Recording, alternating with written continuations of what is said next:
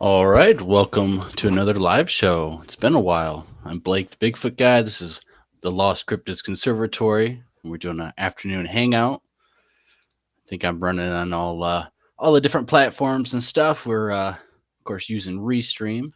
For those of you guys who aren't familiar with it, it's a alternative to StreamYard, and it has a lot of the same gizmos and gadgets for a lot lower price. And I'm liking it. So we're gonna have some fun. We got some couple videos to show. And we're gonna hang out for a little bit and just see how things are. Gotta change some things around. So yeah, I'm loving. I am liking this the setup here on Restream. It's definitely a pretty good alternative. If you guys been using StreamYard for a while, you guys have noticed that the price hike has jumped up an insane amount. But if you jump over here to Restream, you can definitely get a much fairer price for all the same stuff. So kind of jumped over here, and so we got a couple of different things to show you guys. A little bit of everything. Actually, some new stuff from a couple of different shows that were recently aired here on some different channels. One was some audio from last night from Christopher Noel from I believe one of his friends and partners from a different state. I have to go back and actually get her name. I believe her name was Lisa, but some interesting audio we're gonna play, get you guys' opinion and stuff.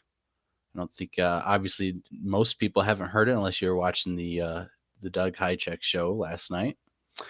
I caught a little bit of it actually at the right time, especially when I seen it had Christopher Nell, and it was actually a pretty informative show with all the other guests and stuff. So, of course, you guys should take a look and watch it. But we got a little bit of we got one clip from Bob Gimlin's and the Survivor Man's interview that they just did, and I highly recommend you watch the following video before that, where there's a couple instances where there might be Bigfoot in the background of the Survivor Man while he's shooting himself with the camera. But we'll get into that and stuff. Just a little clip showing actually the Survivor Man, Les Stroud's friend, a story that he told Les, of course, about his Bigfoot experience. And I thought it was pretty interesting and stuff. So we're just going to show that little clip, give you a little taste and teaser of their full interview, which was very, very intriguing, very well put. All right, I got to upload a little video real quick. And also, they touched into some other things and stuff, the chip memory test, which will actually show a clip of one of the older videos and stuff of it, and get into all things Bigfoot, because that's what we pretty much do on this channel, is nothing but Bigfoot. So if you're going to be a new subscriber, new person checking out the live stream, wherever you're viewing, that's pretty much what we do. We go out looking for Bigfoot, hang out, have fun, and have some interesting stories to tell. So we're going to do this one first. But yeah, it's been a while since I've been doing the regular live stream. We're going to get back into it, and pretty much going to do maybe a Saturday night live stream, and then Wednesday or Thursday.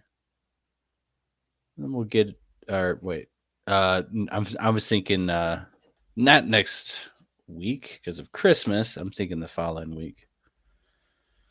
I gotta look at my calendar because I think.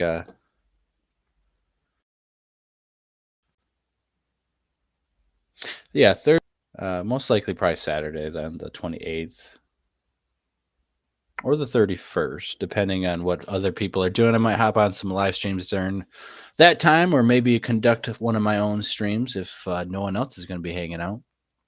I'm pretty sure. So let's take a look at some more AI stuff. Just one actual clip. I thought it was very interesting and stuff because it's kind of a reflection of what we're going to be seeing. And some of the stuff that's already out there, and we're just going to see more and more and more and more and more of it. Let me put this on. So you can see, we're going to have videos of real looking people interacting with better and better cryptids or Bigfoot AI generated videos and stuff. And, then they're going to have AI generated sounds and whole stories and all sorts of stuff. And it won't even have to be this graphic or this, terrorizing, just more subtle stuff, honestly, is enough. And thankfully no one's really doing it, but is enough to pass on by and stuff. If you had that kind of a creature in the dark just passing by and stuff, it made it harder to obviously know it's AI and fake and stuff. But it's very interesting on just how far it is coming along, because it is definitely not where it was just a couple years ago when we first were seeing photos and stuff, and we didn't have AI generated video. And now we have sound and stuff, and I hit on this on the other live show where we were do all this. I'm still getting used to the setup and all that, but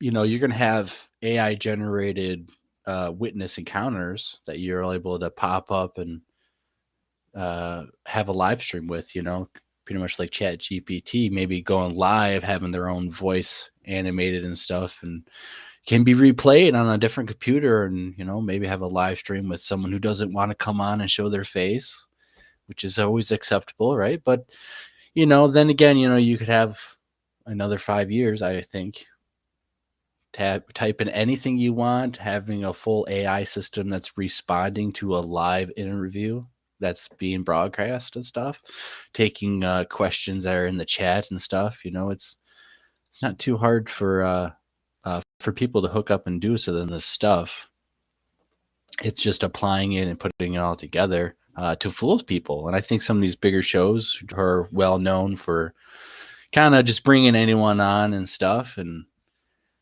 are known to have a hoax about the full moon that wasn't really about the full moon, and Bigfoot charging and stuff, a little bit of the Wes Germer stuff. You can have a full-blown conversation with AI, and it won't take long before you start fooling people and racking in money and doing all sorts of stuff that isn't good, doesn't have any integrity, in the Bigfoot community. As like we call ourselves researchers and people who are hobbyists and enthusiasts who actually have integrity. We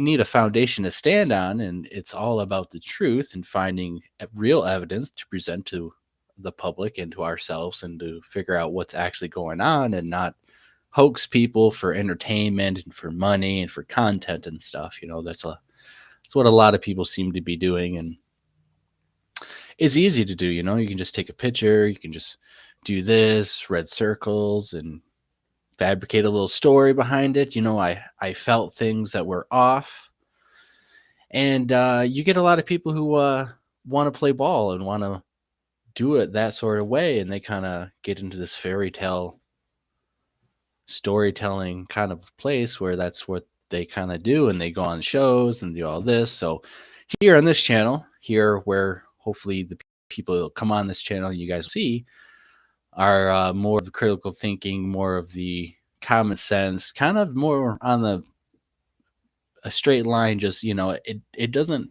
need to be straight up science and flesh and blood and all this, but having a common sense approach to it, a chill, laid back, cool, calm, and collective approach to whatever's going on in the woods while we're trying to document, is the best place to go, and not this over exaggeration of everything you find, and twigs that are broken, twisted up, then fabricating some magical story behind it because you believe something left it for you, without actually having real evidence of them doing it. And there's a lot of stories, a lot of different aspects, and fantastic, paranormal, magical, spiritual, whatever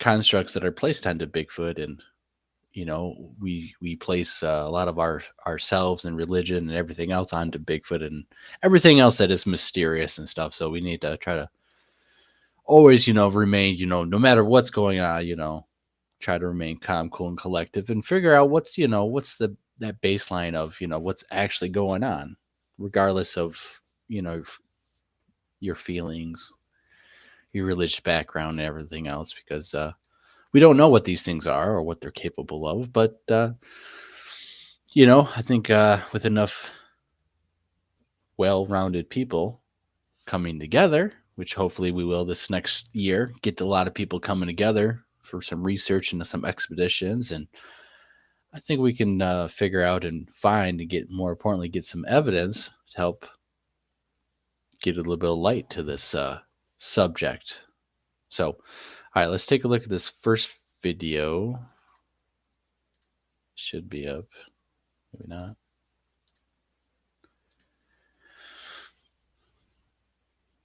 And this is, nope. Okay, let me redo this real quick. This is another video I came across of some of the stuff we haven't really been seeing as much as I thought we would be having in the last 10 years with social media and getting in groups. And as long as YouTube has been on, I haven't really seen a video quite like this. So once that's done processing, we're going to play it. And, I like I said, I'm kind of surprised we haven't seen more of this kind of stuff. But hopefully we're enjoying the nice Friday afternoon after lunch special. It's been a pretty good month, actually. Been doing a lot of working on myself, a lot of exercise. Let me tell you, I've got some reps racked up, and we're doing pretty good and stuff. Been throwing out a couple posts here on Facebook and stuff, and by the end of the month here, next week or two, week and a half, we're gonna try to just crank out some massive amount of reps and set some records for myself, and of course get some better stuff, because of course, all right, because if you're the stereotypical fat ass Bigfoot researcher who's on the couch all year, and then you're gonna go in the woods, I don't think I can expect, or a lot of people can expect, that you're really doing something out there significant when you haven't really done anything else to improve how you actually would operate or perform out there. If you've sat on the couch, and it looks like you sat on the couch all year and stuff, and you're young enough and physically able, without being disabled and stuff, to actually get things done. And I think we need a lot more proper tunement on ourselves, and maybe that can unlock some of the stuff if it's some spiritual aspect that's out there, some religious aspect and stuff. You would think your mind to be operating at maximum drive to be able to handle some of this spiritual aspects or religious aspects, especially if it's dark and heavy and all sorts of stuff. So, but enough of that. Let's get into this kind of funny video that oh no, holy crap, he just took a huge shit. Oh my god, he must be full of it. Look at the size of that dump. He just left a landfill. Oh no, holy crap, he just took a huge shit. So he would receive it again. Oh my god, never seen a video like this. Full of it. Look at the size of that dump. Great. He just left a landfill. So I'm not, who knows how they actually did it. I don't think the guy, maybe the dude's actually doing something, or they got some kind of mechanism that's dumping some ground up ravioli on the ground and stuff. But it's kind of funny because this is kind of a video that, as for hoax, is very cheesy and stuff. But if you had something like it shitting in the background without the monkey mask and stuff, and having it a little bit more dramatic and stuff. It'd be very interesting to see how that could have been done. But this is the first time I've ever seen a video of some pretty good realistic display of some objects in use and stuff. Who knows? Maybe the guy really loaded up on some heavy hot sauce and nachos and everything else that would just blend up horribly in his stomach. And maybe he did really release. Let's play it again with some sound and stuff. So we have to hear. It's very it's kind of comical and stuff. We don't see enough of it. Thankfully, a little bit. But there are, unfortunately, seeing this in AI and stuff and making it more convincing and stuff. You could have some interesting stuff, especially with someone who says some kind of AI video where it's like crapping on their car, and then they actually like pretend that they scoop up some kind of fecal matter and they put it in a bag, put it in the freezer, and they're for the next couple years bragging and spouting that, oh yeah, I got this sample from the Bigfoot. We're going to get it tested. I need funding, yada, yada, yada. Nothing ever happens. Later it's discovered, oh, the video is fake. It's hoaxing, blah, blah, blah, blah, blah. By then it's kind of too late, maybe they dip out, or maybe they just keep doing what they're doing, which we see with well-known hoaxers who just keep grifting and keep begging for money and just don't show results. And so that's really a shame. It really is, because if there's no integrity to stand on, no foundation of integrity, what are we doing? There's literally no point. It's all entertainment and for fools. That's about it. It's not even good. Hello, Miss Sandra Piper. Good to see you. Hope you're doing well. Yeah, it was kind of a sporadic last moment kind of a thing, setting up this live stream and then kind of trying to figure everything out to get it all working. But it looks like we're live on a couple different streaming platforms right now, thanks to Restream. Got a new logo, new background, a couple Bigfoots that are it's kind of supposed to be under like the thermal imaging, different settings and kind of stuff, running and dashing between trees or popping out between rocks. So we got a couple interesting stuff that I think is going to happen next year with working with different people local here, and we're going to research more. Been out in the field a number of times already since I've been not doing the live stream. Really, it's a lot easier to just go out and spend all time. Nothing really significant has happened when I've been out there doing solo stuff. We had a couple plans, trip with the groups and stuff, but unfortunately some scheduling issues has happened, so we didn't able to do that yet. It's been basically pushed by our own. We're gonna do a winter camping trip where we're gonna basically we have a hot tent with some firewood stove and stuff, and we're gonna jam pack in it, and we're gonna try not to freeze to death in a remote northern Michigan area and stuff. I say remote and stuff, but it's nothing like the wilderness and stuff. We're not going up to the UP where it is more remote, but remote enough that when it snows and stuff, possibility most likely probably get snowed in and all that. And but it should be fun actually and stuff. So we're postponing that for January.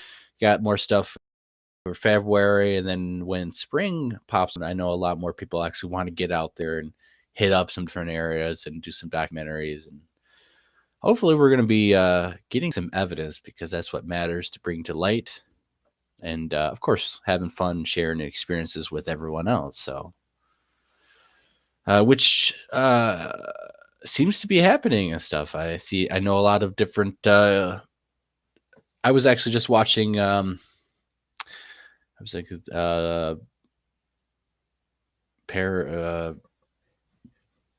the Sasquatch Odyssey podcast. I was thinking of their other podcast name with Brian and stuff, and I was actually watching it on the mystical. I guess I should probably look at it before.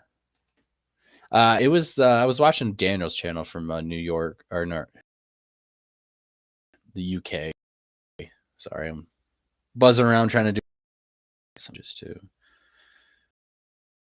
But we're all good. Let's see. Anyways, I was watching it on Daniel's channel. Shout out Mythical Legends podcast and Expedition. Basically, was restreaming it off of Brian's channel and stuff like that. But they had round table discussion, and in it, they were talking about the need for more people to come together and try to figure things out, which is always good. And so it'd be pretty interesting if they actually get together, get a thing going, or if we actually all could get together and plan a couple different things in different areas around the region of the United States, like Florida, Georgia, Tennessee, obviously a big one. I would say Michigan, of course, but you head out towards like Oklahoma, some of the Kiamichi Mountains area, all the way to New Mexico, of course, California, Washington, Oregon, all the way to British Columbia. But if we could host several different events, because not everyone could go across the U.S., not everyone can go to every single event that would be hosted. But if we were able to have different events hosted, that maybe some people could go to one or two of them that are close enough, and have them spread across the United States with actual capable people with integrity to run it and actually gather the evidence. And when you're experiencing stuff, know the difference between a coyote and the target subject we're looking for, which is Bigfoot and Sasquatch or any other unknown, crazy, mysterious thing that might happen in the woods. I think that would be amazing and definitely bring a lot more people together instead of some of this crap and division. And a lot of it is, tribalism with your friends is my friends is my friend is my friend, even though he's hoaxing and he's been caught hoaxing and stuff. A lot of people are like that and they don't want to hurt other people's feelings and stuff like that. So, but it is always a good thought. When we are definitely going to be hosting some Michigan events here in different places. I mean, if you guys really wanted to come right now and freeze your butt off, just let me know and hear notice. We can set up in a spot and go freeze up north or in the UP. And, I don't control the weather and stuff. And, you could get in some pretty rough areas and stuff and get all of a sudden 24 inches of snow overnight. So there's a couple of different places that we've been looking at and speculating and to go in winter. I've been in one area where I had activity, and I thought actually a couple years ago and stuff we did the video where pretty much I got followed out by something I couldn't see, and long story short, I heard it follow me and stuff, and I came up to this clearing more clear than what was in the forest and the brush of the woods. And I got the camera ready, the GoPro, and I was like, okay, here we go. It's clearing. I'm going to see it as it crests over this little bit of a hill, a little bit of brush right there. And I didn't see anything as it took some steps out. I should be able to see it. And then all of a sudden it sounded like there was two of them, and they walked and surrounded me onto both sides. They were, 9 and 3 o'clock, and kind of wigged me out. And I got back, and they continued to hear the sounds of footsteps follow me all the way back to the car. So area, 2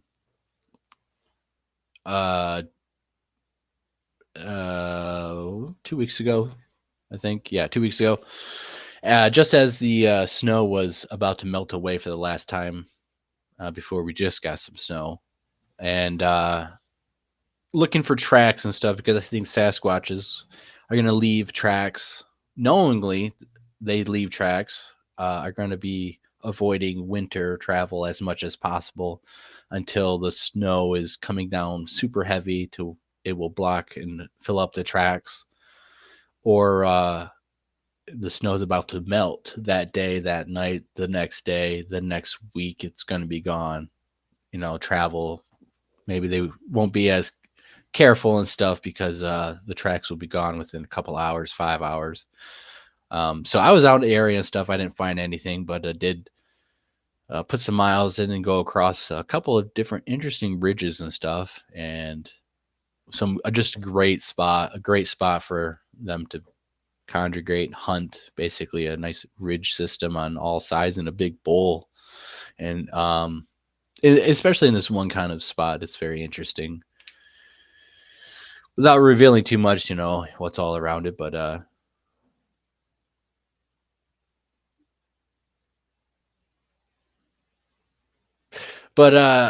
did complete and do all of the 100+ hours of audio research from one area and stuff. We got a couple interesting stuff, nothing super spectacular, crazy that's gonna blow your computer up or anything, but I got a couple different stuff that we're gonna go over probably in a different live stream, or maybe if we decide to do it on this after we show a couple more clips. But we got a couple different knock and crashing sounds consistently over this time period, which was a couple months worth, 2 or 3 months worth of audio every single weekend. And some and I haven't put the audio out since hunting season with gun season, or archery season started. So October. I haven't been running audio in that area since October because of hunters, and really mainly because of the snow and some that particular area. I don't want to make a lot of tracks to be able to go in and out, and I wasn't able to get winter access to the private property, so that kind of fell through. But next year and stuff, all during the summer and stuff, should be able to get some audio in the woods at least, but not during hunting season and stuff. So it's all good. Yeah, there's a lot of drama queens and stuff, and I think a lot of it is just it's human nature and stuff. Everyone has stuff going on, or I think a lot of it comes from everyone becomes friends with everyone. And then over time, things come out where, for example, Long Island Bigfoot, hoaxing some stuff, taking other people's stuff, claiming it as his. And because he, maybe has some issues and has a lot of friends, people defend him and people square up and take their sides. And there's a lot of different people like that. It's kind of, I think you guys know where I come from. If you don't have integrity to stand on, why are you even standing next to us? Why are you here? If it's for entertainment and stuff, then go have fun and be with the entertainment, but don't try to act like, you got a leg to stand on with research and presenting evidence when you're hoaxing, or it's mostly about entertainment. And I don't know, I guess the best example is if you go out with people, you just instantly know, like, oh yeah, this person is not anything like they claim. It's hard, I guess, just if you're experienced with in the outdoors and experienced with having actual encounters, and when you meet someone who says that they are, but then when you just kind of pick up on a couple of things. I see a lot of people who just wish they wish they could have encounters and wish they would and wish all this stuff, and it just doesn't happen, man. Doesn't happen as much as a lot of people are claiming. Like every time they go out, you start taking pictures, and there's a lot of new faces coming up, and I've been watching and seeing some of these posts that very high energetic, seem to have, good personality, but they're taking the red circle pictures and from hundreds of yards away and then saying, "Oh, it's a Bigfoot," and it looks exactly like every other shadow that you could draw faces on and stuff in the background. So I think we got to definitely I don't know, in a polite way, not so polite way. You got to tell people, "Hey, man, there's kind of a certain way to doing these things, and you can do it like, hey, you can take pictures of every single fucking bush in the woods, and you'll see a Bigfoot if you really want to, or you really have to just suck it up and until you absolutely get something slapping in your face that's Bigfoot and you try to catch it on camera, it ain't fucking good enough. And unless you actually have verification of audio, some interaction, something, not I had a feeling I took a picture and 200 yards away there's watch and it's Bigfoot. I think a lot of people are eager to get into this, and then they go out there, and then they feel stuff, and then they take pictures, and they look at their footage afterwards, and they're digitized, of course, and they're zooming in, and then they're seeing artifacts and all sorts of craziness, and it's kind of like, man, it's like, how do you go about it? You be nice about it, or you kind of be like, hey, a little bit of tough love, like this is. You're gonna, you can save yourself a lot of years by just like, hey, sucking it up, and you're gonna hear some criticism. You can hear some stuff you're probably not gonna want to hear, or you go on your journey for the next couple of years and you do the whole bullshit, and then by the time you're done, it's like, where's the integrity and accountability and common sense? So I don't have examples of that because I didn't want to. Well, I wasn't really ready for this show, and I didn't want to trash that particular person or people. There's just too many people to be able to do that. It's not very nice and stuff. We've had our share of that kind of stuff. And all right, so we are going to show a couple different stuffs. We did that. We're going to show this new big. Is this footage real? And that was supposed to be muted. So basically, it says, "Is this footage real?" I cut it down for you guys because it was just setting up the story somewhere in Canada on a game camera, which obviously it's not a game camera. It's someone holding the camera, which if you take a look at it, it looks like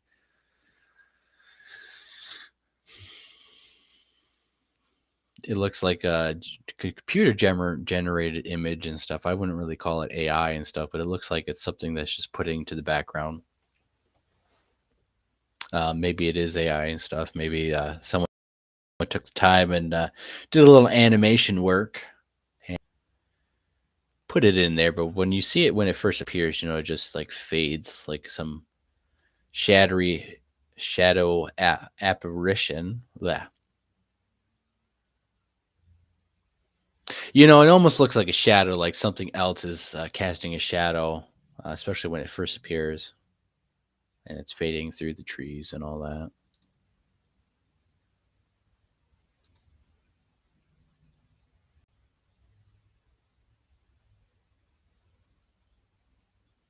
Yeah, so what do you guys think? And of course, the video's getting getting some traction in a little bit, and the person narrating, I think, has just found it from someone else, of course, and it's basically asking, is it real or not?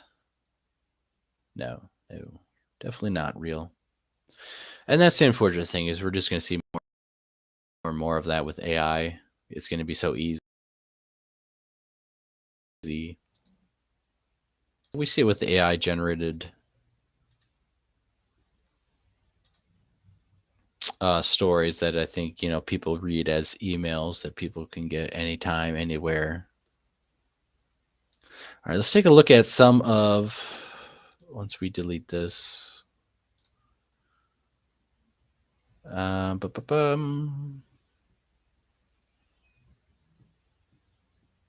We'll take a look at the Christopher Noel audio actually, and then we'll jump into the Survivor Man Bigfoot, his friends encounter, a little brief encounter, and load this other one up. Probably finish up the show, jump off here. Got a couple things to do for tonight and tomorrow, and we'll have another live show. Maybe Saturday actually. Tomorrow, might do a late night open mic show. Maybe have a couple people on, unless there's some other show doing the same thing. I might hop on there. Just depends on what's going on with everyone.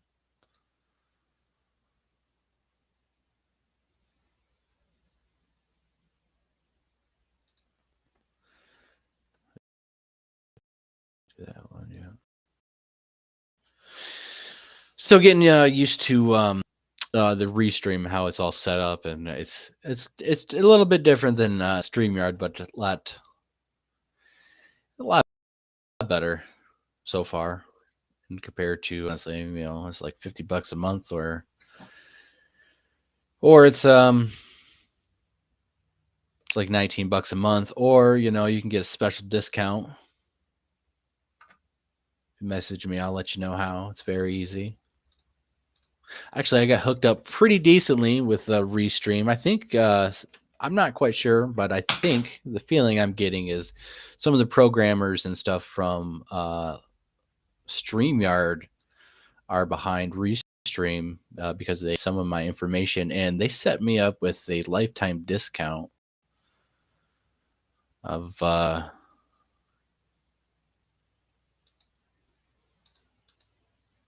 I can't remember, like 20% or something like that, or maybe it was 16% off or something like that. $16 a month for life. So, they can really set you up, I guess, if you really want it. And if you're especially, I think it's because if you have an account from StreamYard and stuff, and when you switch over and stuff, somehow they're able to see that. And you have to kind of like explore the website a little bit, but you can find it and you can get it set up before you pay. And then, lifetime discount for Restream, which is pretty sweet. That's kind of hard to pass up a little bit. So I'm doing pretty good, Texas Jack. Nice to see you. It's been a long time. I know it's been a long time since I've jumped into the seat of live streaming a little bit. I'm a little rusty a little bit. I kind of was a little nervous too, actually. Did a couple. I did an appearance on the Abnormal Investigations channel. He had me on. He wanted me back on. We talked of crazy Bigfoot stuff and spiritual Native American stuff, religious stuff, and it's pretty good and stuff. I think he had Scott Carpenter's son on just a couple days or a couple shows before that and stuff, and it was pretty good to be on there and stuff. Good people and friendly environment. So trying to go live more regularly, I think, now that we got the StreamYard hooked up, ready to go. We got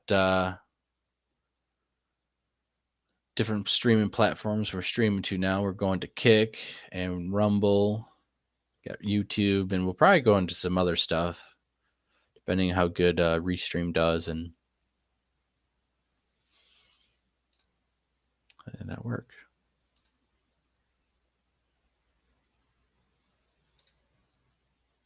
All right, here we go. Let's go. All right, so let me give a little bit of background. So this actually was live on that Untold Radio's live show last night, and just started watching it before they started playing this audio, which is pretty interesting. So I just wanted to get your guys' take, play a little bit of it, because it is out there for the public to hear and stuff, and the more that this is spread, the more people that can hear it, the more people that listen to it, maybe we can help figure it out, determine actually what's going on. And or just, get you guys' opinion and stuff. So that's all we're doing some commentary on this piece of evidence that we are going to present to you guys.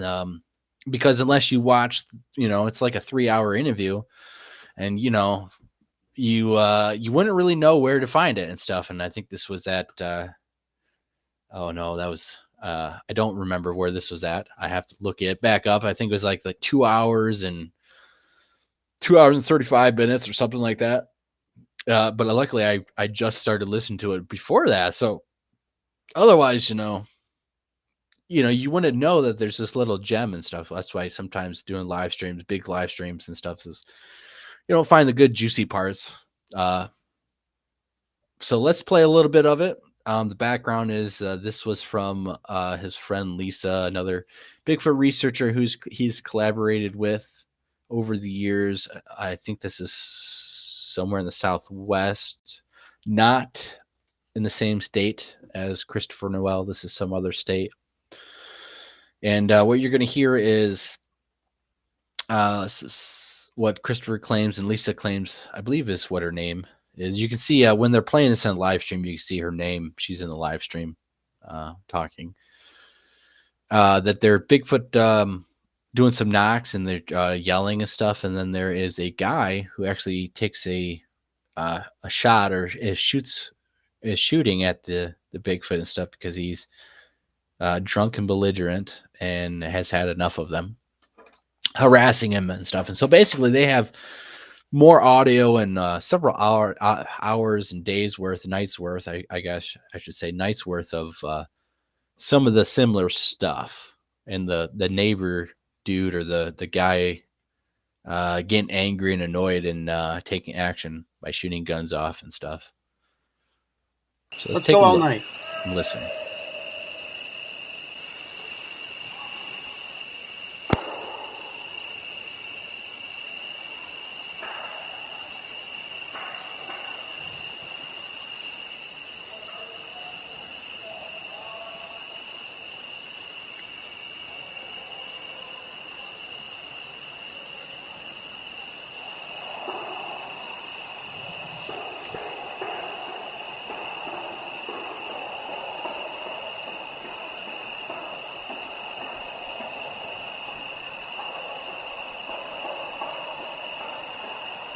Some big ones coming up here. Yeah, that sounds like wood knocking.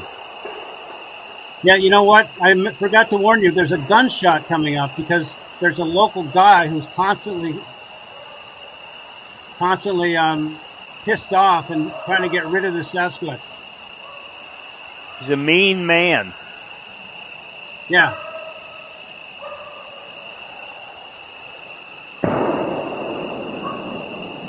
That was a gun. That's not a wood knock. It may have been a power knock or one of those thunder knocks. Instead of running away at the gunshot, this male Sasquatch just doubles down on the knocking.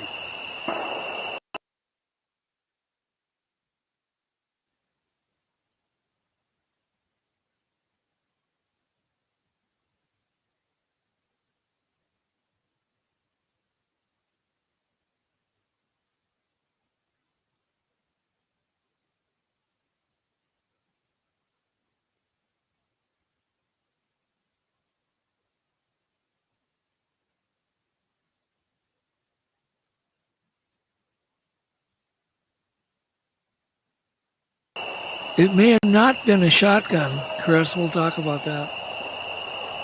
Oh, it was. Because she has lots of recordings of this man yelling, and he gets all drunk, and his dog's bark, and he shoots his gun off.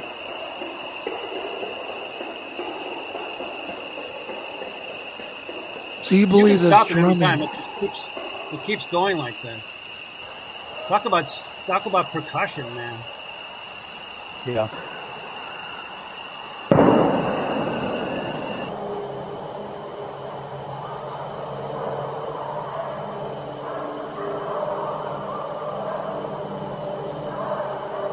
I think that's the guy's dog.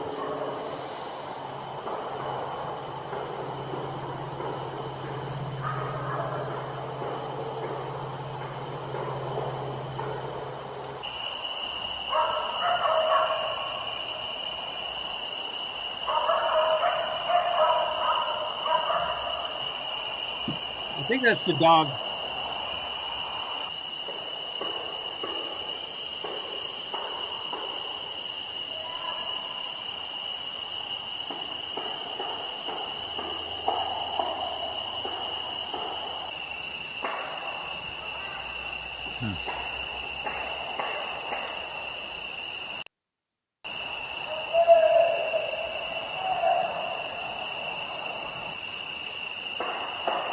What's that guy so mad about?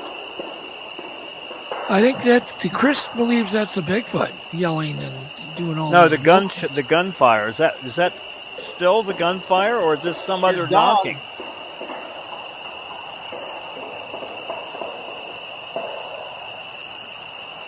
So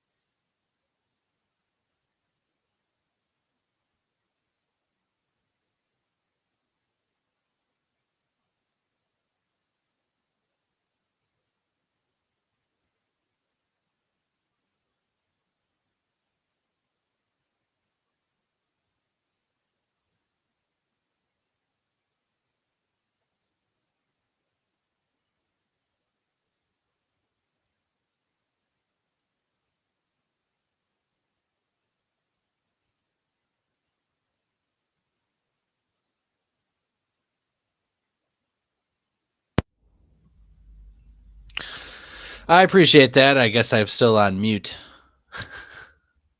So what I was saying is Christopher Noel basically saying that the yelling and the Bigfoot, it is the Bigfoot in this audio, and the two gunshots are from the drunken guy.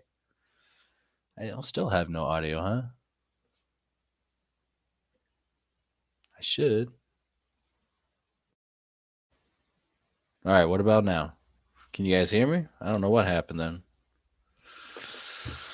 I shouldn't have clicked myself off, I guess. Let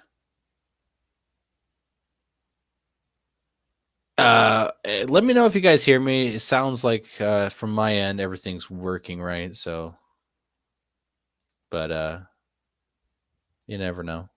I guess I'll check this. All right, so I should be able to hear me.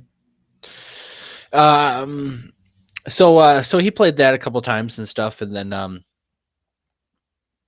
you can't actually distinguish if it's actually a person, if it's the guy yelling or if it's Bigfoot. There's a lot of people I think are going to say, it's just a guy out there shooting guns off, yelling, and is causing all that ruckus and pounding on something. There is one thing that brought up to mind is there was an incident here in Michigan where we had a guy who kind of was like the same sort of situation where there was a report of other Sasquatches, mainly a female, who would window peek and be around this guy. He claimed a lot, especially in the summer and spring months, where the guy would get drunk and stuff, and the Bigfoot would look in the window, and they would come up very close. A lot more. He would see them running away. Outside of his house, and kind of the same kind of almost situation. So it kind of made me think about that. It's like, well, maybe maybe if you do have a severely kind of alcoholic individual out in the middle of the woods, that the Bigfoot kind of know, like, this guy's not all there. He's easily able to be deceived and snuck up on. And maybe they even recognize that when the guy, has other people around and interacts with them, for some reason there's this disconnect. Maybe they don't quite understand it, but It seemed like in the case here in Michigan with this guy who was a drunk and had issues and of living by himself and basically, not, as an alcoholic, he's not taking care of himself, but as being harassed or seeing these Sasquatches. And for all really any point that we could discern that there is no real reason for him to talk about these kind of stories and lie about it and gives a couple of different details, especially when after the fact this person has passed away. We investigated this area a couple times where there seems to be a female Bigfoot, a family of Bigfoot. There's been a male that's been seeing a female, female sounding vocalizations that has been caught and stuff. James has a couple different stuff that we've shown here on different live shows, and so it's kind of interesting, that little aspect of it. On the skeptical side of things, it could be just a bunch of people at a party mumbling, yelling around, pounding on something, and the echo and the muffle of people at a party, let's say, filtering through the woods, being picked up on your recorder sounds like the mumbling of a Bigfoot, wood knocking and stuff like that. But I find it very interesting that they said they have a couple number of nights worth of different sounds and different recordings and stuff. And apparently the Bigfoot, that the drunken guy shoots his guns off and is regularly hearing him too. So maybe we'll see more from Christopher Ronnell and all that. Maybe we can hear a couple different more audio pieces. I think he played another clip on Doug's show, so you guys can go over there and check out that. And then, maybe we can expect a little bit more. So let's play this one more time. We're going to play it in the full entirety for you guys. And then, so it's 3 minutes and 22 seconds. I'll probably pause it in the middle of it to give commentary again, because, who knows, maybe YouTube is going to get all butthurt that I'm, using this kind of content and stuff, but they can get over and stuff, because it's commentary, it's fair use and stuff. It's out in public, and all these other platforms don't really care anyway. So should be good. If not, oh well. All right, so let's take a look, take a listen, and get some opinions in the chat. Let's go all night.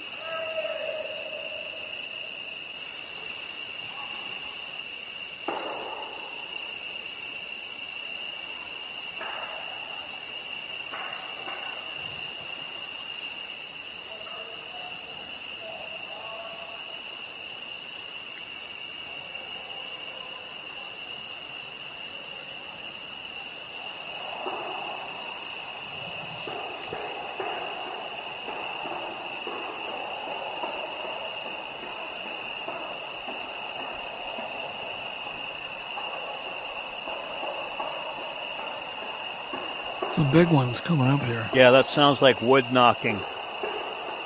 Yeah, you know what? I forgot to warn you. There's a gunshot coming up because there's a local guy who's constantly pissed off and trying to get rid of the Sasquatch. He's a mean man. Yeah.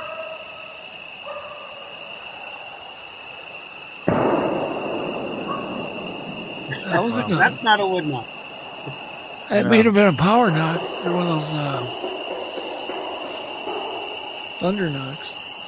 Instead of running away at the gunshot, this male Sasquatch just doubles down on the knocking. It may have not been a shotgun, Chris. We'll talk about that. Oh, it was, because she has lots of recordings of this man yelling, and he gets all drunk, and his dogs bark, and he shoots his gun off.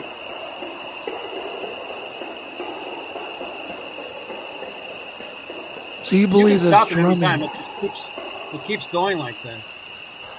Talk about percussion, man. All right, so about halfway through, I'm going to pause it right there. And so, yeah, it's kind of interesting. You hear from her health, from Christopher Noel, that, there's several recordings of this guy, kind of being harassed basically because he's feeling the need to grab a gun and go blast out in the middle of the woods after dark and stop the noise and commotion.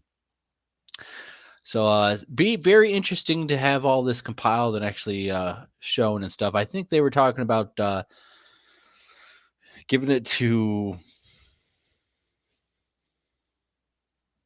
Scott Nelson, I think it was the linguist. Was it Scott Nelson?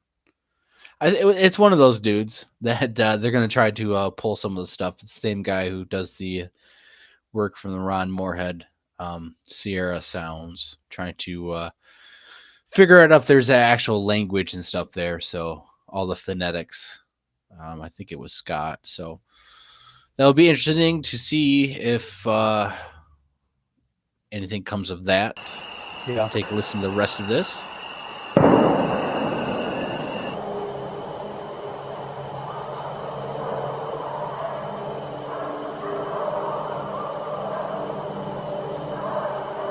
I think that's the guy's dog.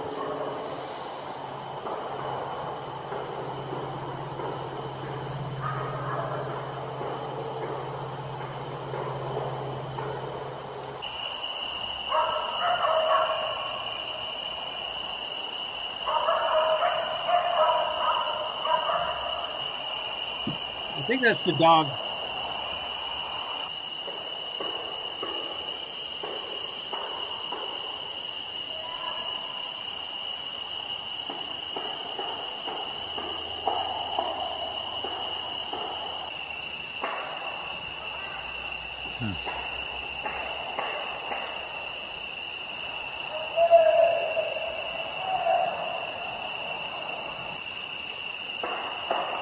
What's that guy so mad about?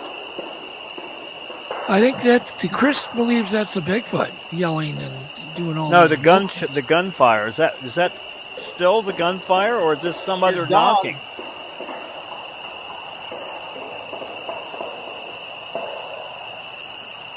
Yeah, I thought so. I get him mixed up with the other guy that I am not remembering right now. Scott Nelson, and there's some other guy who does a little bit of audio work, I guess, for some other groups and stuff. But their names I always get mixed up together. So, what do you guys think about that? Some of the yelling right up in here, sounds like a person. It definitely sounds like a person could just yell it and be mumble yelling and. We just have to. Oh, I got some hiccups. If you have to take Christopher Noel's word that his friend is, out there with integrity and capturing this. Otherwise, I'm not saying, but you could have some people just, hoaxing stuff and maybe leading Christopher Noel on to hoaxing him. That could be a possibility. Just people out there banging and doing some stuff together. A group of 3 people, banging on sticks, yelling and stuff. And then you're out there shooting a shotgun. And I mean, it's not unplausible to set it up and do. It's just you need a group of people willing to do it. And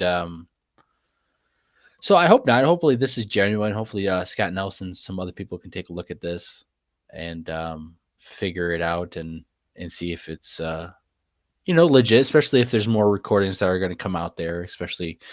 I want to recall that I believe the name, I think Christopher Noel has been working with this lady for a while. He said he went out there on a couple trips, and I remember him mentioning, I believe he mentioned that even back when we were on the Bigfoot Odyssey expedition,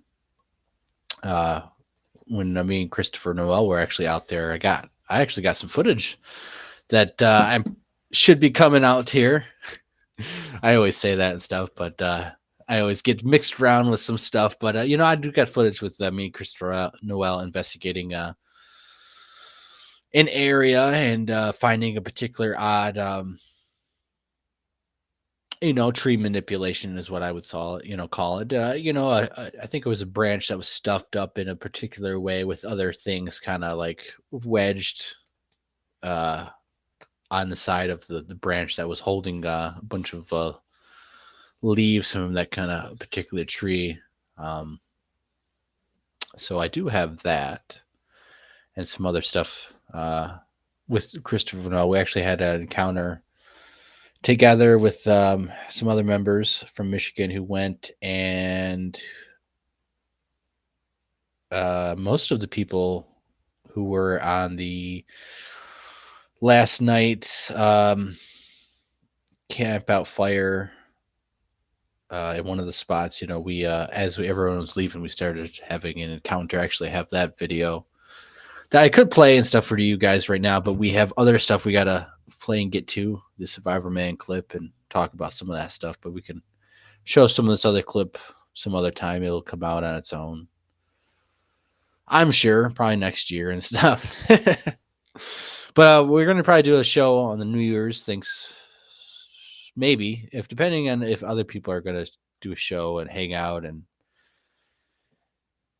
as long as there's a group discussion, I think that'd be good for New Year's, is big group discussions and stuff. So 2001 here in March, huge straight line snow track 7 feet apart. My yard ended a tree, no joke. I would say, documentation is everything. And I know, I think you made a comment earlier of none of us have to prove, what we see in here in video is what we see here. I think, in some sort of ways, it is sort of our responsibility now, unless we want another basically 60 years of not finding Bigfoot. Stories and stuff are cool, but it's basically what we're going on for the last 60 years is stories. Very few actual evidence that's of video, very few actual evidence of recordings that it's accepted. I know a lot of people like myself that have, recordings of wood knocks and some different stuff, but I know other researchers have stuff, but it's not like the Sierra sounds, it's not like we have video of the Patterson level of things that are accepted and, accepted with people who have integrity to stand on. We have Todd Standing's videos and stuff, but doesn't really have the integrity and stuff, especially when you see that it's all about money. He's got caught with fake Bigfoot gloves in a car with some other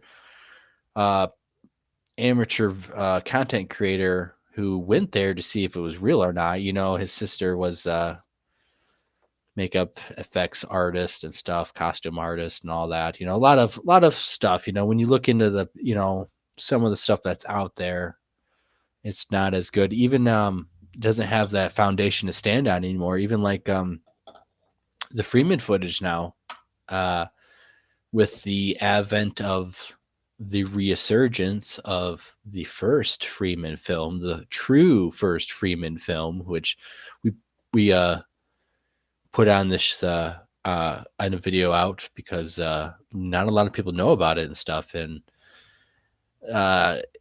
it's to me and others who take a look at it and all the other stories of Freeman and all the other allegation of hoaxing tracks and being caught hoaxing dermal ridges and tracks and toe structure, basically the structure of the track by real trackers and stuff. Brent, the tall ones on YouTube, did a good video on explaining in that. And there was other video I was going to show of there's pictures and stuff. There's a couple different pictures that he got. I know on Sasquatch Secrets on Nikki's show, she has a one picture, but there's like a set of three where there was another daytime footage of picture, and it's black Bigfoot. There was a interview and stuff that was I was gonna capture and put on and post after that Freeman footage came out, but unfortunately the video, the source is no longer there, so I wasn't able to capture it. But it was an interview with Freeman from the 90s talking about the pictures and stuff and the story behind the pictures And it's very interesting how he never mentions really the first video that he captured of Bigfoot. You know, you always talk about the second, more famous, the Freeman footage, where, you know, it's speculated there's possibly a baby, and there's some very interesting 4K stuff. And I've always thought it was real based on some movements and stuff. But there's a lot of speculation that, you know, Freeman isn't as honest as, you know, everyone was thought. And so there's a dark light, a dark shadow being casted on that Freeman footage. And, you know, there's not a lot of, even the Patterson film has some scrutiny and some conspiracies and stuff that things that actually don't add up, no matter if you're, you think it's real or you don't think it's real and stuff. There's a couple indiscrepancies and stuff. I know Bob Giblin has been in interviews saying he didn't know how to operate the camera and he doesn't know how to work it. He didn't use it to film, but there's some filming segments and stuff where I think Patterson's being filmed and someone's obviously using the camera. There's been cases where he said he did use it. Of course, the massacre theory and all that, but you know, so we do need to have people record their evidence of stuff so we can, I don't mean to click that twice, so we can have a new foundation, a baseline of all this new evidence that we can put out there and stuff, not these just random videos of hoaxes and stuff like that, but we actually need everyone to collect evidence and stuff so we can compare the snow tracks that you had in your yard and stuff to other tracks that were found over there the next couple years and stuff, because, you know, sometimes, you know, things trickle in over time, and unless we have stuff that's documented till we can compare it to other stuff that is hopefully documented, everything's just one off. It's like, oh yeah, those guys in Florida had something happen, but it's just a one-off thing and everyone's not going to remember in a couple of years because, you know, if it's not documented, it's just a story, and stories over time don't have the same effect as, you know, actual evidence that you can review and stuff, especially stuff that you can compare to. I mean, comparing stories is always nice around a campfire, but if you had snow tracks or audio from Florida that you could compare to audio from California, and snow tracks in Michigan that you could compare to stuff that was found in a mountain in northern New Mexico or the mountains of Arizona and stuff in the Alpines when it actually is season, you know, a story, you can't convey that same data point and actual comparison, you know. Oh yeah, you know, the snow was this and the tracks like this, compared to having actual video evidence or pictures and stuff. You should always just take video because it's just basically pictures, you know, frames per second, obviously. So that's what we need, is because it needs to, we need to be able to have this comparison on all fronts and compile this stuff together, because, you know, we do have AI stuff. We do have AI systems, you know. They lied about it in the Finding Bigfoot Expedition Bigfoot. They lied about it in the first season. That whole first season is nothing but entertainment, made up hoaxing and fakery. I mean, they lied about this artificial algorithm that could find Bigfoot. That was fake, but that technology is basically available with people. We do have AI, we do have computer systems. I mean, you could make apps and stuff like the Bigfoot mapping project, but an AI version who could take all that data and give you something to look at. Now, Bigfoot Expedition said that they had this algorithm and it pointed to basically this dude ranch, this hunting ranch retreat as the most prime Bigfoot area for that first season. And when they found graveyards or the mine or they found anything, it was already well known. Everything was all planned out. Everything was just for show. So there's no integrity to stand on that, even though a lot of people like the characters or some of this other evidence that's come out is better. That whole first season is nothing but fakery and stuff. So, unfortunately, you know, if it's about entertainment and if it's about the views and clicks and the money, being on that TV, you know, you don't have the integrity that you have as wanting the actual real research. It doesn't matter if you don't get nothing for a whole year because there's nothing to show, you know. You're not going to fake, oh my God, there was a Bigfoot so close to me. Let's act it out as drama. You can see shadows like you do on TV. We need real researchers documenting real stuff, not made up, exaggerated stuff that we fake, you know, because nothing happened and you're frustrated or, you know, whatever the reason. There's a whole list of different stuff. So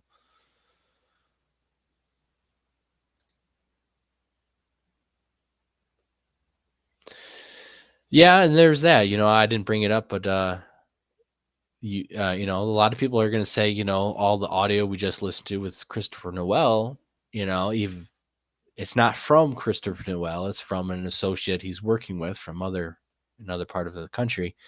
You know, this is kind of tainted potentially because of the porcupine thing there, where you know, even in this interview, he still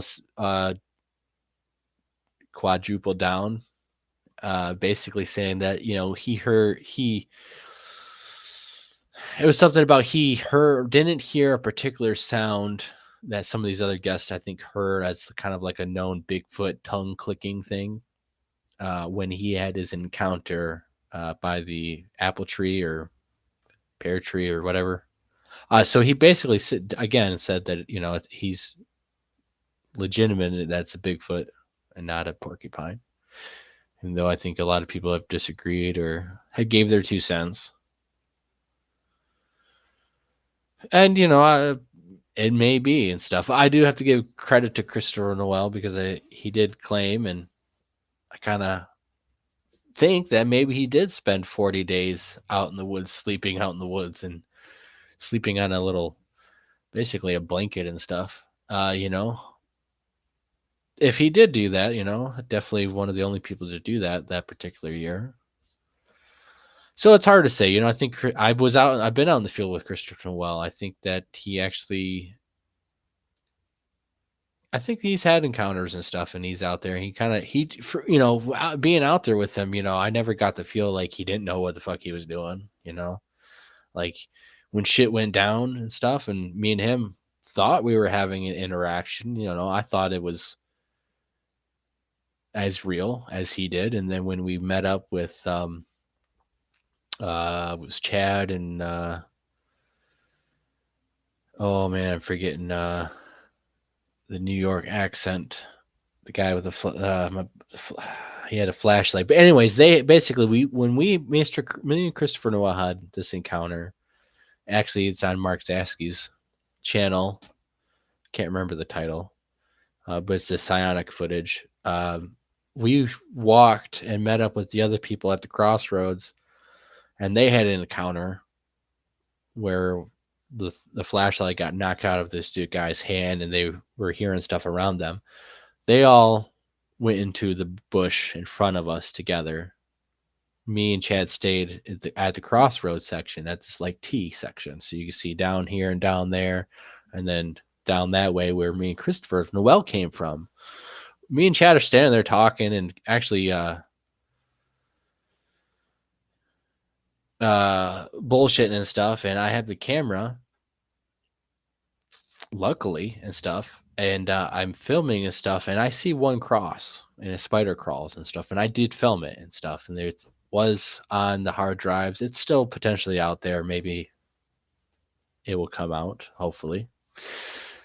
I seen it cross, and I filmed it and stuff, and it looked at me, you know, and it went straight in the wood line towards the other group and basically circled around them because they were hearing it. And that was just you know, 20 minutes after, you know, me and Christopher Noel thought we had something in the bush line. It came from that direction. It crossed the trail from where the wood line of you go all the way down that trail. That's where me and Christopher Noel thought there was one in the bush, and I stuck my hand in there with the apple, and ended up throwing the apple out over there and stuff. But we were hearing some vocal stuff and some grunting sounds. We met up with the other group. This thing crossed over and stuff. So I don't think Christopher Noel is like out of his mind and doesn't know what he's doing and stuff. I think he is out there. He's not scared or anything like that. He's very calm and stuff. I think, whatever happened that night, he believes what he believes. But he does have other audio and stuff of vocalizations that are happening around his place. So it's it is what it is. Um, the savant theories being heavily talked about more, especially with savants.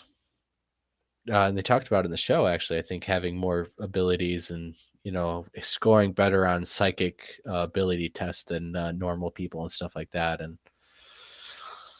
they go into a lot more into the show and stuff. So, yeah, it's definitely speculated that the government has done it a couple times or is doing it. Or I've been kind of warned that basically a body would get picked up pretty fast if I ever came across one or got into a situation and stuff. So seems like they know. Definitely there's definitely been reports. And actually there's a researcher. I played the video before in a live stream. I'll have to pull it up. There's some state troopers that actually went out to an area. I think it was a person who reported a Bigfoot out there, and the dude got a game camera footage of the Michigan State troopers walking out there, picking up a stick and doing a little tree knock. And I think he was out there with them. But so yeah, it's been reported. It's not unknown. And I think that I think there's a lot of stuff that is not being talked about, especially with all this UFO and drones and all this different stuff, crazy stuff. A lot of it, you could say it's our stuff, and some of this other videos shows like some crazy UFO looking stuff and lights. And I think disclosure is coming. We've seen it within Congress where they literally talked about non-biological intelligent entities and stuff coming through portals and kind of weird stuff that they're slowly coming out with. So I think Bigfoot's just going to be shortly behind that in this kind of opening up the vault and letting the people know what's really in their backyards and what's going on, because a lot of the stuff they can't hide anymore with video cameras. And if you actually document it, you can post it and then everyone can see what's actually going on. If you witness something or you have evidence and you don't document it, it's a good story, but we need to see the stuff that's going on. So we got to film, video, audio, everything. Otherwise, that's what we need to do. Everyone has a phone. Basically, everyone has a phone that's glued to them. So, like, if you're not videotaping, you're not, you're making up excuses, because why not?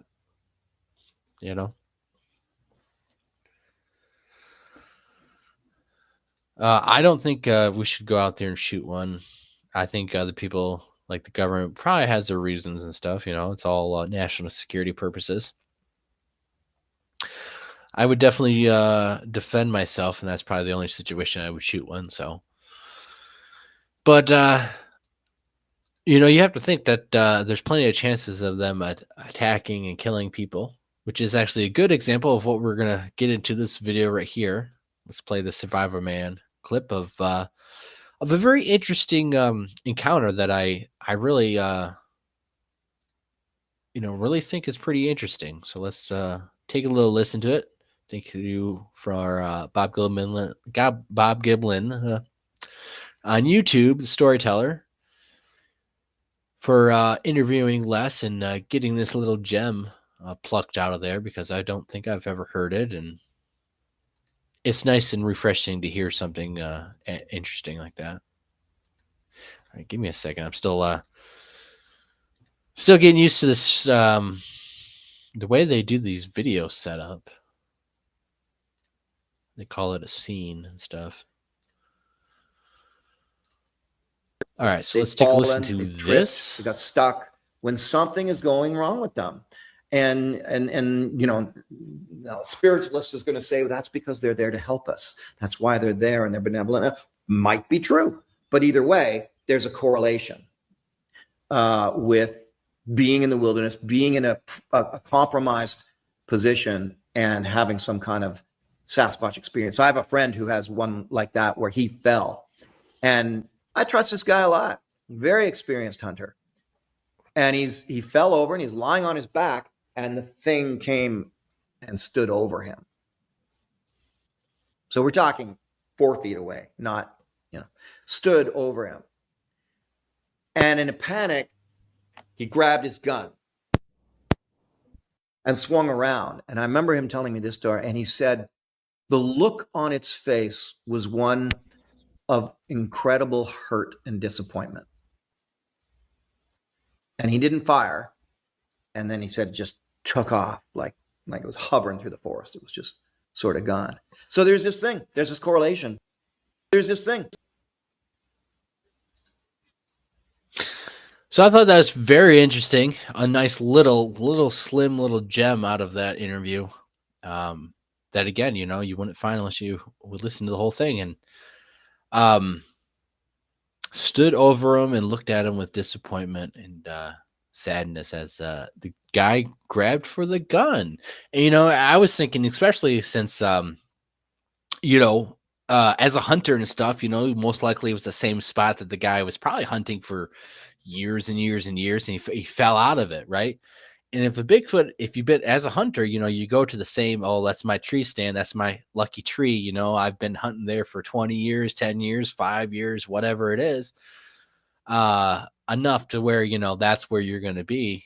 It pretty much becomes routine for a Bigfoot to be like, oh yeah, this hunter on this private property is going to be at his favorite tree during deer season. We should watch out and make sure, we are careful. But when they see this guy who's probably been out there and fell out, come up to him to go help. And, you see the human expression of sadness and disappointment when he grabbed the gun, signaling, the Bigfoot knows about what guns are, the harm and stuff. And then, you can see the humanistic intent of the emotional intent of, I'm trying to help you and stuff, basically. And I found that very fascinating and stuff, because there's not many reports of good Samaritan acts of Bigfoot helping people all the time. There's a couple of reports and stuff. And as they were talking about encounters with Bigfoot when people have gone through some type of struggle, or they're in a bad spot in the wilderness, maybe lost, or they fell down somewhere, they hurt themselves. They actually segment into Survivor Man's photograph of, I think he's in Romania, and he has something behind him that looks like there's something behind him. And they were talking about this because he basically almost fell. He fell down a little ledge and had to turn around and get back. He was in a bad spot, and there looks like there's this eerie Bigfoot image behind him, like within 20 feet of him. It's very, very creepy and stuff. So they kind of segment into that. Very good interview. Well done. So I thought that particular encounter, though, from his friend, a trustworthy person that he, values and does trust, significant enough that he's telling it to people, there's something to it. And I think that interaction, if it's real, I kind of want to believe it's real, because Les Stroud has that type of integrity of going out there by himself and surviving and filming it, and not letting the entertainment and the producers and stuff change his show like every other piece of work that's on the channels. But actually, has been self-sufficient and done things his own way, and always had more integrity than like the other survival shows where they're got 20 people and a crew and medics and everything else set up, and food and everything else, like Bear Grylls typically did. They'll set up some shots and do some cool looking things, but in reality, get it out of the water, he goes get some food and stuff. Les Stroud, the real survival dude, survivor man, is the real survivor dude, because he's out there by himself, and so when he jumps in the Bigfoot world, or he has people who he highly values as having Bigfoot encounters, I think we should kind of listen to it and stuff. It jumps out a little bit more than just the average person or person in the entertainment world who says, they know people who have had encounters. So I think, especially if that is real, it's a fascinating aspect of these things. Are people watchers. They're watching you, from the trees and from different vantage points. And they know, especially on a farm, I always give this example, family farm that's been there for the last 100 years. They've probably been watching that farm and learning their seasonal routines of the farm or the people, the property. And they know when, oh yeah, during hunting season, when the leaves begin to fall, the leaves begin to change, they're going to be bow hunting over here in this section. In another half a month, there's going to be some guns going off, and they like to go into that tree line and go sit up next to that tree, up in that tree stand. And then maybe they like to turkey hunt over here and stuff, or whatever the routine is, crop rotation, planting of the crops. Basically, you start doing it over a couple of years, you don't very much deviate from where you like to go hunting or how you like to set up your favorite tree or your favorite shooting lane and stuff. You trim up and you get it all ready for the season. You're pretty predictable and stuff. And I think these things watch you and get used to you. And maybe they do have a little bit of special abilities where they can feel your energy and feel you. And I don't think everyone who falls down out of a tree, Bigfoot's going to run up to them and want to help them, but there might be particular reasoning for it if they watch you enough or they see some sort of display or energy from you, spiritual stuff or whatever it is, some vibration, quantum vibration, whatever it is, that they feel the need to interact with you or maybe even help you if you fell down, or sometimes even let you know, like, hey, it's time to go. You're not welcome here. And I think there's a lot of people out there who, there's people out there go in the woods who, are chasing after thing that, if a Bigfoot's watching you at camp and you're drunk, belligerent, and you're angry and you're doing all sorts of crazy stuff, they're probably not going to want to interact with you. Probably going to be dangerous for you. So, it's very interesting when I hear reports of Sasquatches coming to the help of people or interacting with people and showing such emotion of disappointment or, I really thought you were going to do something else. Because in my encounter with Jason Kenzie, I really felt like, long story short, when they made this commotion behind us to get our attention, and I drew my gun out, the rifle, and I pointed it at the ground, but in the direction, and they all scattered away. The sound, you heard the sound of scattering when I shouldered the rifle very quickly, as I got the inclination, and my experience was kind of telling me, man, that sounded very squatchy. This is very squatchy. Once I put my gun away, moments after that, the thing tree peaked, and we started having our encounter of the one but next to the tree and this other one that stands next to the tree, and you have two of them there. The one turns up and you see this huge cranium, the Sasquatch cranium. In that moment, I always think about this, what if they made the commotion on purpose. We were out there for a week, and this was like the second to last night we were out there. Made this commotion on purpose, knowing I have a gun, knowing that I potentially am going to point at them, but taking the chance of, well, maybe, he's not going to shoot the gun. Maybe, he can be calm, cool, and collective, and they have this interaction, because the point of the matter is, in that situation with me and Jason, they didn't have to make this commotion to let us know that they were there. For fuck's sakes, we were already walking a mile in that way and walking back. We didn't hear nothing.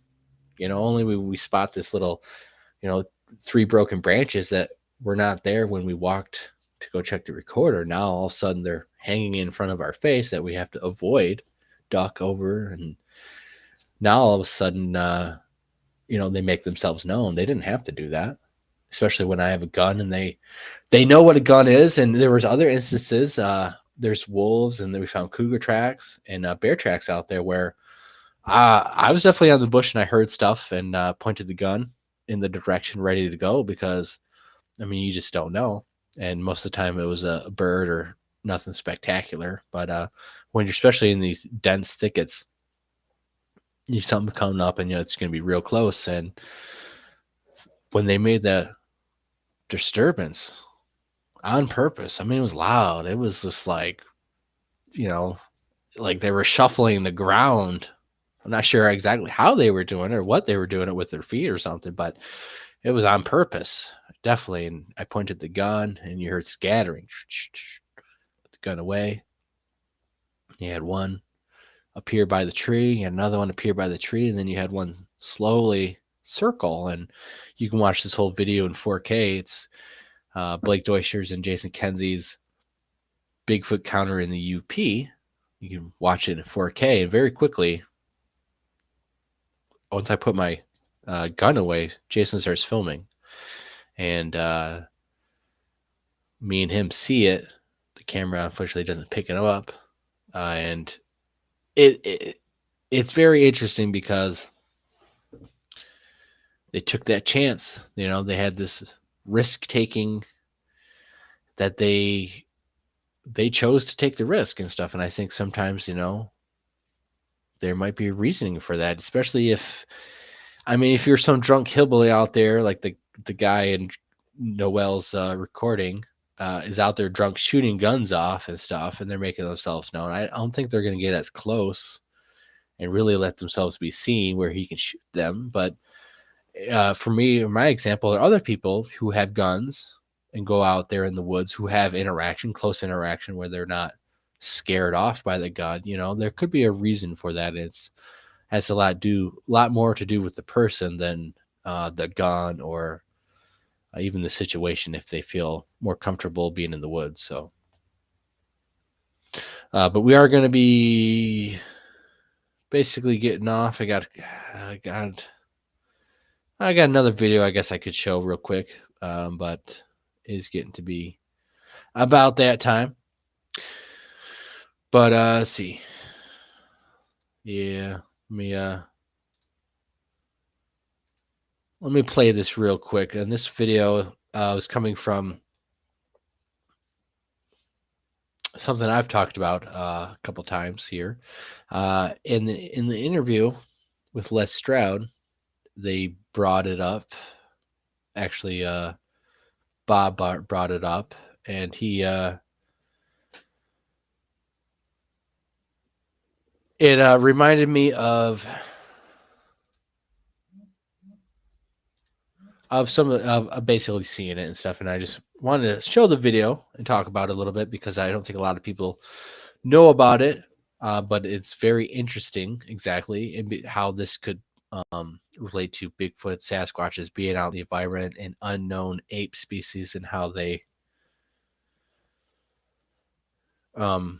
function in the wilderness. And this right here, this video could be the reason why we don't see game cameras capturing Bigfoot enough, or why they don't work, is simply because the Sasquatches know what kind of items or equipment has been there or not been there. When you place a new object into the environment, this video might show exactly how they've memorized the environment enough that they pick up exactly very quickly the game cameras in the area or any other equipment.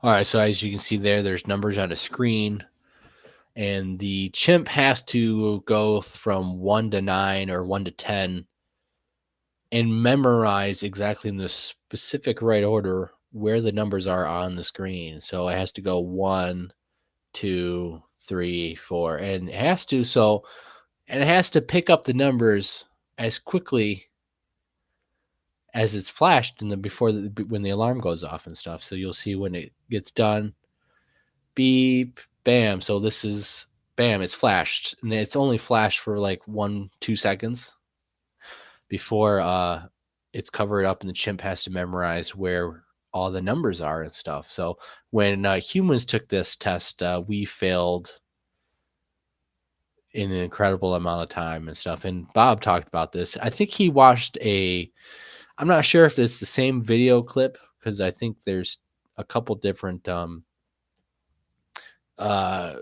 tests where there's videos of this. And there's where basically people did it and they failed horribly, but the chimps have a 90% accuracy when doing these tests. And you see how fast they see it and they can do it. And this is their memory and also reflex, is when I remember hearing about it, is so this affects how fast their memory is, but their reflexes and stuff of how they can instantly react to stuff. Their reaction time is much, much faster than humans and stuff. So a great ape, potentially, our brain cells are think of like 1% DNA difference, right? So a 1% difference between a human and chimp, and we are smart and elegant and able to speak and go to outer space and stuff, but our brains can't do this. Our brains can't functionally operate this way at this level, even though we're highly intelligent. This is a different kind of intelligence. This is a potentially an area stuff where pertaining to the environment stuff, you're spotting unknown like just being able to spot predators, being able to spot foods, being able to spot changes in the environment. We're going to take a look at how fast a human is able to successfully complete one of these challenges. And it comes from a professional chess player, and he's kind of a influencer and stuff. And so we'll take a look at that. But this could be the reason why Bigfoot isn't caught on game cameras. So this Bigfoot is simply memorizing the environment enough to where it picks up any new object and stuff. And we have to remember that maybe their eyesights are going to be different. Apes see differently than humans. Humans develop to see eyesight differently. So the eyesight of a Sasquatch is going to be developed way more differently, and they might see completely different color ranges and color aspects, to where they're able to pick up plastics a little bit better. Some other object that is not naturally in the environment is probably going to stick out completely different color, completely different textures and stuff. And then on top of that, you have where that wasn't there before, when the last time the Sasquatches were in the area. You have a pretty significant reason of why a Sasquatch hasn't been caught on game camera. Logically, it's the same reason why you actually don't. It's really hard to capture chimpanzees on game camera too, as they're very cautious of new things in the environment that they don't recognize and stuff, and they're actually is quite difficult. So you see how fast he's able to do it. Bing, when the thing rings, he flashes up on the screen. He takes a look. Bip, bip, bip, bip, bip. Ding. Okay, new one. Bam. We see it. Bing. Okay, so average chimp. Okay, let's do it. Da, da, da, da. That's how fast he's doing. All right, switch. Bang. New pattern and stuff. New thing. Go. Bing, bing, bing, bing, bing. So he did multiple different ones extremely fast, right? Well, let's take a look at a pretty smart person who's able to do it in a very unique way that I think most average person is not going to be able to do. But this person, let me load this video up. has a particular way of conquering this pattern challenge, this memory challenge. And let's see how they do it. And let's just see how fast they do it. Let me get rid of this.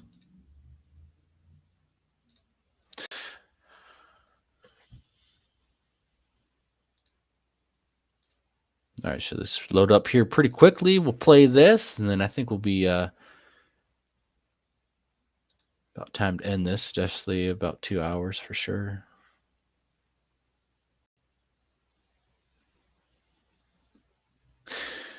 And I think it's very interesting, especially when you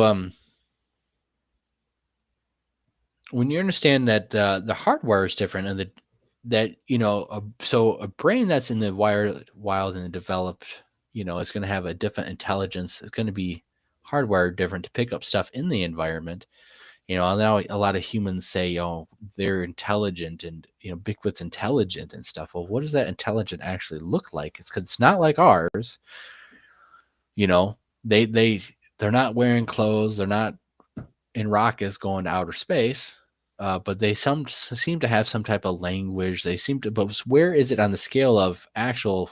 What is it to be human, and what is it to be a wild animal? But do they have their own language and stuff? Well, okay. Well, then how do they take care of the young? Well, we see that gorillas have extremely gentle parenting and stuff. A lot of great apes actually have H2. gentle parenting H2. styles, but gorillas especially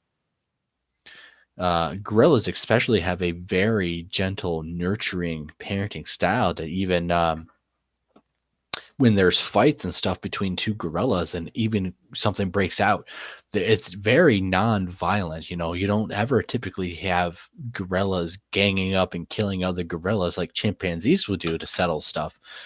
But you have very gentle ways of stopping fights, putting others into submission, and them following and stuff. You don't have savage gang, brutal warfare, beat towns like chimpanzees do. So, it's very fascinating how you have, different aspects from the different groups of primates, from chimpanzees to gorillas, especially because a gorilla, the gorilla is the biggest and stuff, but we see from the bigger that the great apes are, the more gentle that they actually tend to be, especially with their young ones and their groups and stuff. Orangutans and gorillas, are more gentle size compared to chimpanzees and monkeys. Monkeys are pretty vicious and brutal, even to their young ones and babies.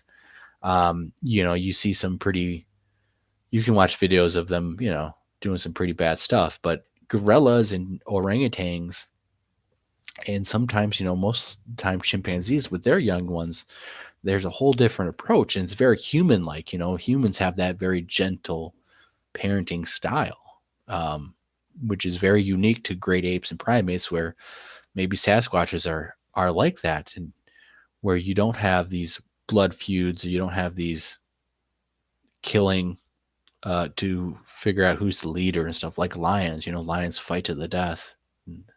So you have a young lion killing the older lion and taking over the pride. We don't hear that kind of stuff in the Sasquatch world. We don't find bodies. We don't find remnants of battles and stuff like that, where you would have, you watch any animal clip of animals, bears going at it, tearing up the earth and ripping up stuff. We don't have that sort of evidence and stuff with Bigfoot. That is going to be a different live stream where we're going to jump into the gentle parenting style, and I'm getting text messages.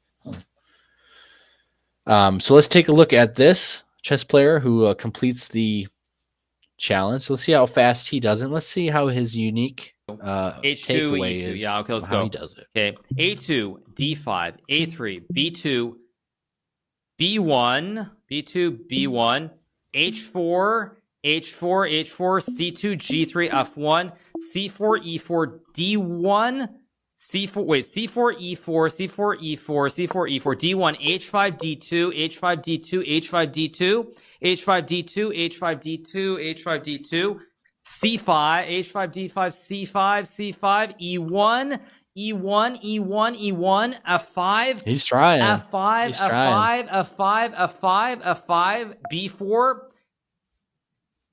B4, B4, A1, A4, A1, A4, H2, E2, E3. Hallelujah. Hallelujah. Hallelujah. All right, so he actually did it, right? So he actually did it, and if you hear him, he A2, D5, pretty A3, sure B2. He memorized them based on the placement of the chess pieces in chess. You know, he's a master chess player and stuff, so I'm pretty sure that's what he's doing. Obviously, memorizing the letters that are on the chess square pieces.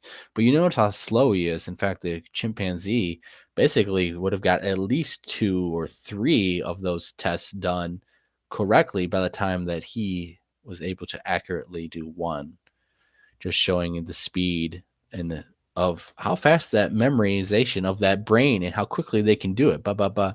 Get 3 done by the time he's struggling to successfully get 1.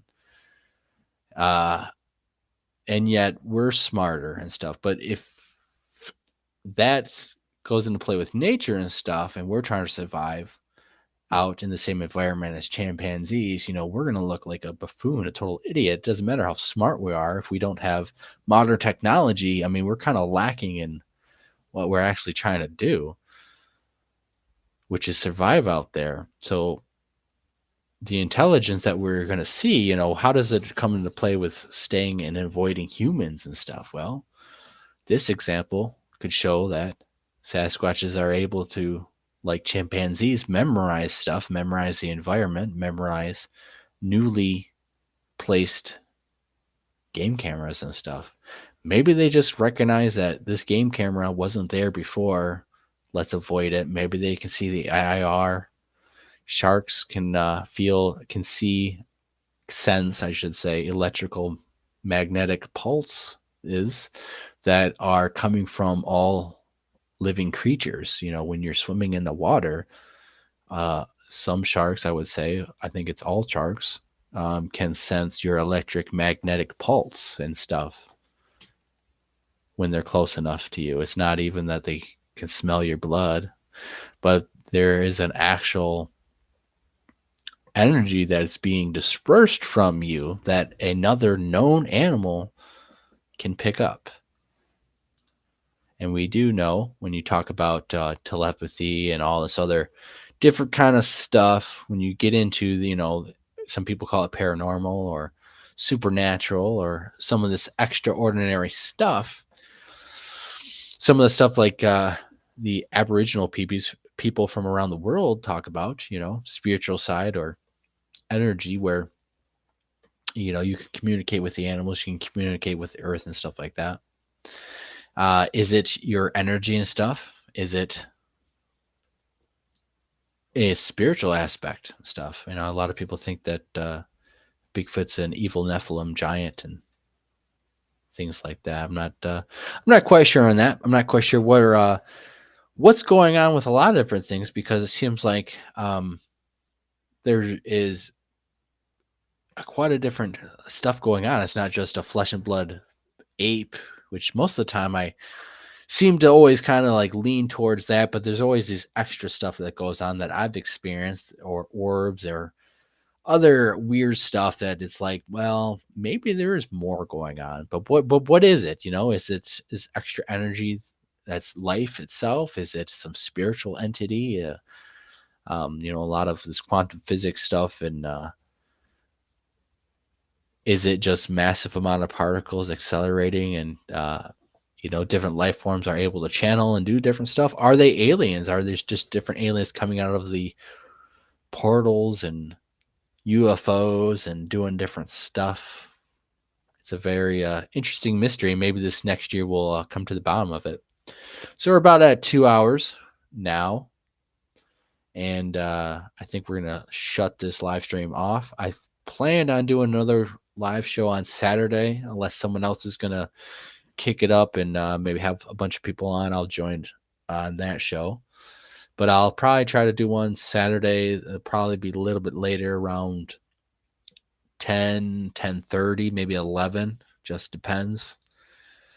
Just depends on that. But I am probably going to have some. I'm going to have a couple videos, and that we can go over a number of the different audio stuff that I've captured, because I'm still working on putting it all to smaller videos. It's just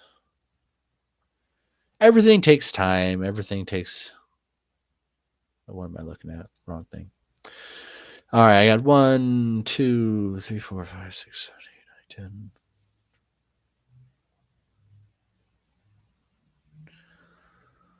So I guess I was like,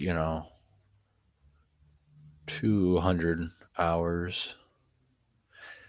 Well, if I got 20 different audio files and they're all like 15 hours a piece, it might be north of 200 hours and stuff. But we have 200 hours dissected and some interesting stuff. I would say there's knock responses, 2 knocks in the background, potential of interesting vocals that I can't identify. Maybe I'm guessing, vocalization of birds. There's some dogs barking, potential vocal. Maybe this is a fox that happens a couple minutes after that. But then there's a knock / vocal, and then there's a knock, a couple minutes after that. So there's some interesting stuff. There's some stuff I don't know. There's some interesting sounds that the highway makes, because this particular one is next to. It's actually a couple miles from the highway, but it picks it up. And the highway, cars driving over a highway underpass and hitting the rumble strips actually make very interesting sounds that I've captured a number of different times. And it sounds like, I could definitely bullshit it as a vocalization, no problem. Luckily, I have integrity, but I'm going to show you guys that it does sound pretty interesting. And if you didn't know what it was, you might think, oh, it's a Bigfoot. But, unfortunately, there's a lot of stuff that just, it's muffling through the landscape by the time it gets picked up. So owls, different stuff, tapping, a lot of different tapping sounds, potential of bug sounds that sound like they're right up next to the recorder. Coyotes, of course. Where's this other stuff? Knocks and crashing on different ones. Knocks, taps, movement, an owl, maybe the bugs. A couple of different stuff like that. Unfortunately, I was hoping for more vocalization of crazy vocalization, but so it's pretty interesting when you have owls and you have knocks and crashing, and then you have a knock and vocalization in this area. And I'm eager to go back out there in this particular spot to set the recorder out when there's no snow, because this is a kind of a special spot. But I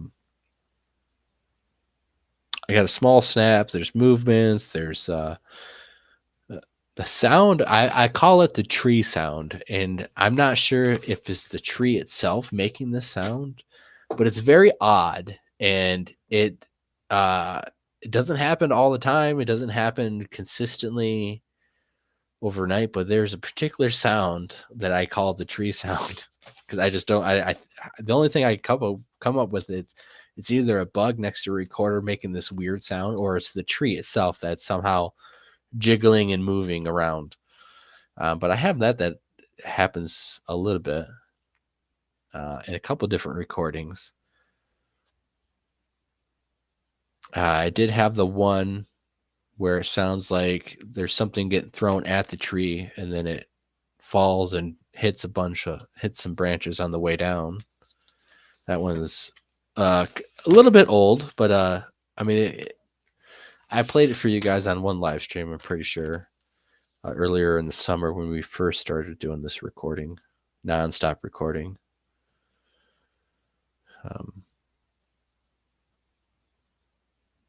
I got some stuff that's written in my phone notes. I know because I started running out of room on my notepad, and I got to get some new stuff. But very interesting. I did find stuff that was broken and placed on the trail to where my recorder was set. Some very odd things that, unless there's a person who knows exactly where it was and was doing it on purpose or just happened to just do it and it's all a coincidence. There were some branches and broken off saplings that were ripped and broken and placed right up to where I would basically have to walk over it or can't miss it to get to my recorder. So I'm very eager to get back out there and put it back out where no one can find it and stuff, because in winter you could definitely follow the tracks and go, I don't want to lose any recorders and stuff like that. So that would really suck. So if there's nothing else, then we're going to end this live stream for you guys. I appreciate everyone who watched this, is going to watch this, all the new people on Rumble, all the new people on Kick who are going to take a look at this, watch this, all that. I appreciate it. We're going to have a lot more stuff coming soon. We're going to have a live stream on Saturday, hopefully. If not, maybe we're going to try to do Saturday night. We're going to hang out and have some fun, maybe jump on another live stream if someone else is doing it. We're going to probably do a New Year's Eve live stream to jump on, hang out, unless some other people are going to be doing a live stream and having an open mic roundtable. I'm probably going to jump onto that, get some roundtable discussions going on and stuff like that. And this whole next year, we have jam-packed live shows, jam-packed content coming out, and we're going to have a variety of different stuff that I think is going to be pretty intriguing. I actually have a lot of different show ideas, live shows and stuff. I just have to do a lot of content gathering and stuff. But we have basically, a show every single week lined up potentially with stuff to talk about. So I did spent some time figuring out some stuff and upgrading to Restream, which I really appreciate that we're able to do this without any problems. It didn't seem like, right? It seems like no problems, pretty good. Able to share their videos, no problem. So if you are still using StreamYard and you want to do something else, once you check out Restream, and if you want a discount and stuff, let me know and I will let you know how you potentially you could get a lifetime discount if you switch to Restream right now. And it does everything basically StreamYard does for a lot less. And it seems like a really good group of engineers who are running it. So I appreciate everyone who's watching this. Texas Jack, good to see you again. Hope to see you again this weekend, and everyone have a blessed day, and I will see you guys on the next. I got to figure this thing out a little bit more, but I'll see you guys on the next live stream. Check out all these other shows that like Nikki's been doing on Sasquatch Secrets on YouTube. Awesome stuff as always. All right, guys, we'll see you on the other side.